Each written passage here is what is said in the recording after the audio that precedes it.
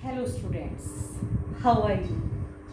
Welcome in Sarita physics classes. आप सबका बहुत बहुत स्वागत है। अब आज से हम लोग फिजिक्स की क्लास शुरू करने जा रहे हैं। तो क्लास शुरू करने से पहले मैं अपने बारे में आपको इंट्रोड्यूस करवा देती हूँ। मैं Sarita, physics lecturer in government senior secondary school Sanwaluda Purohitan, Sikar, Rajasthan.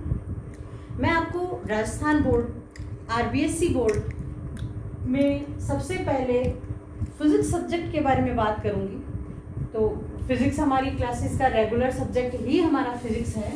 तो जो मार्क्स होते हैं उनका डिस्ट्रीब्यूशन कैसा होता है, सबसे पहले हमें ये पता होना चाहिए।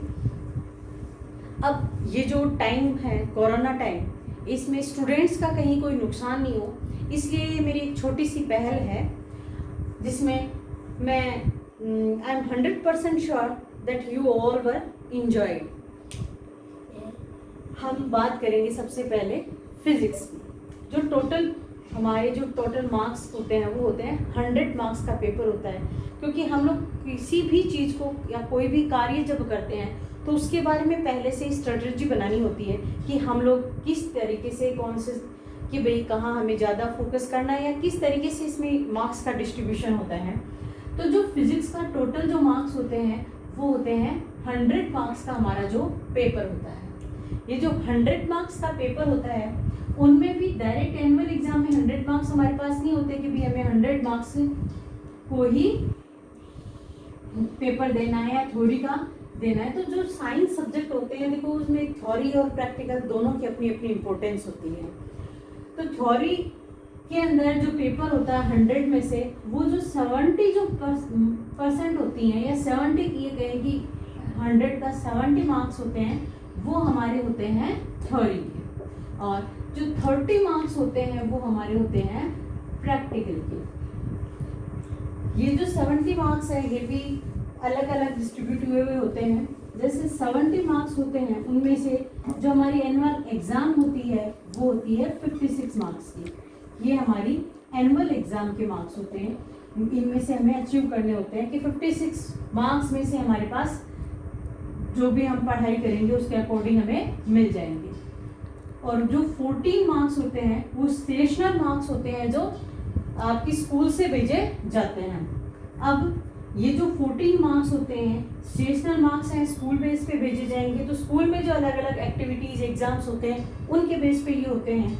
तो हमारा स्कूल में सबसे पहले होता है फर्स्ट टेस्ट, फिर होते हैं सेकंड टेस्ट, फिर होता है हमारा हाफ ईयरली एग्जाम, और फिर होते हैं थर्ड टेस्ट।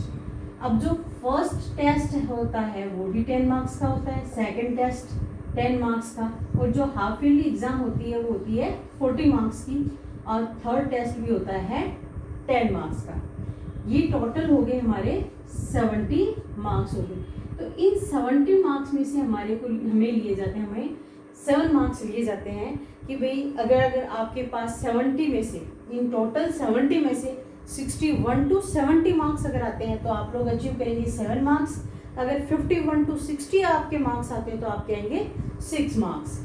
अब 7 मार्क्स हो गए, उसके बाद में हमारे पास एक 3 मार्क्स होते हैं, वो आपका होता है प्रोजेक्ट रिपोर्ट। ये आपको आपके टीचर के द्वारा आपको एक प्रोजेक्ट रिपोर्ट तैयार करने के लिए कहा जाता है। जो आपको एक प्रोजेक्ट दिया जाता है वो आप तैयार करते हैं।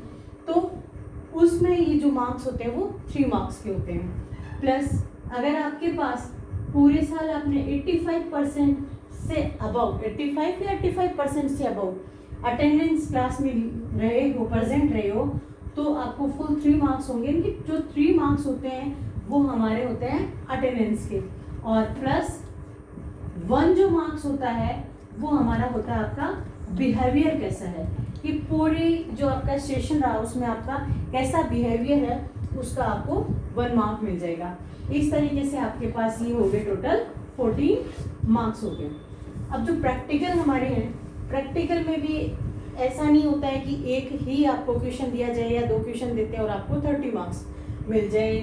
तो ये जो 30 मार्क्स होते हैं वो अलग अलग डिवाइड होते हैं। जो 30 मार्क्स में से आपको एक प्रैक्टिकल होता है जो मेजर प्रैक्टिकल होता है वो दिया जाता है, वो होता है 10 मार्क्स का। ये हमारा हो गया मेजर प्रैक्टिकल। और जो 2 प्रैक्टिकल होते हैं वो आपके होते हैं माइनर प्रैक्टिकल होते हैं। तो ये हर प्रैक्टिकल 5-5 मार्क्स का होता है, कि टोटल हो गए हमारे 10 मार्क्स। ये होते हैं हमारे माइनर प्रैक्टिकल। और ये तो हो गए 10 और 10 20 मार्क्स। और 5 मार्क्स होते हैं आपके वाइवा के, जो आपका एग्जामिनर आपके जो प्रैक्टिकल से रिलेटेड जितनी भी आपकी तैयारी है उसके ऊपर आपको क्वेश्चंस पुटअप करेगा। उसमें आपका कैसा रेस्पॉन्स होता है उसके अकॉर्डिंग आपको 5 मार्क्स मिलते हैं आपके वाइवा के। और जो 5 मार्क्स होते हैं अदर, वो होते हैं हमारे रिकॉर्ड के। ये जो 5 मार्क्स रिकॉर्ड के होते हैं उनमें भी अलग अलग डिस्ट्रीब्यूशन होता है। ये आपकी कि आपने जो प्रैक्टिकल आपके हैं मिनिमम, क्योंकि इतने तो होने ही चाहिए, वो अगर शर्ट आपने कंप्लीट की है तो आपको 3 मार्क्स मिलते हैं। अगर आपने पूरा काम बहुत अच्छे से काम किया है, इनकी आपकी हैंडराइटिंग बहुत अच्छे से है, तो 1 मार्क प्लस आप ये कहें कि भाई हैंडराइटिंग अकेली नहीं कर सकते, कि साफ सफाई का ध्यान रखा जाए, जो आपके डायग्राम्स हैं पूरे नामांकित हैं या नहीं हैं, हर प्रैक्टिकल आपका प्रॉपर सही किया हुआ है या नहीं है। और जो 1 मार्क होता है वो होता है कि आपने जो सारे प्रैक्टिकल्स हैं टाइमली किए हैं, टाइमली चेक करवाए हैं उनके ऊपर, तो ये आपको 5 नंबर उस चीज़ के मिलते हैं। तो इस तरीके से हमारा जो फिजिक्स का जो पेपर आता है वो डिस्ट्रीब्यूट होते हैं मार्क्स इसके। तो देखो, सबसे पहले हमें हमारी प्लानिंग करनी होती है किसी भी काम को करने के लिए। तो आज हमारी क्लास में आपको ये प्लानिंग ही है कि हमें जो 56 मार्क्स हैं, जो 14 मार्क्स हैं, या ये कहें कि ये 30 मार्क्स हैं, हर मार्क की अपनी अपनी जगह वैल्यू है। तो हम सबको उन सब पे फोकस करते हुए अपनी स्टडी को कंटिन्यू करना है। तो ओके, आज हमारी क्लास की जो बेसिक चीज़ है वो आपको बता दी गई है। तो आपका अगली क्लास में हम लोग फिर मिलेंगे। ओके।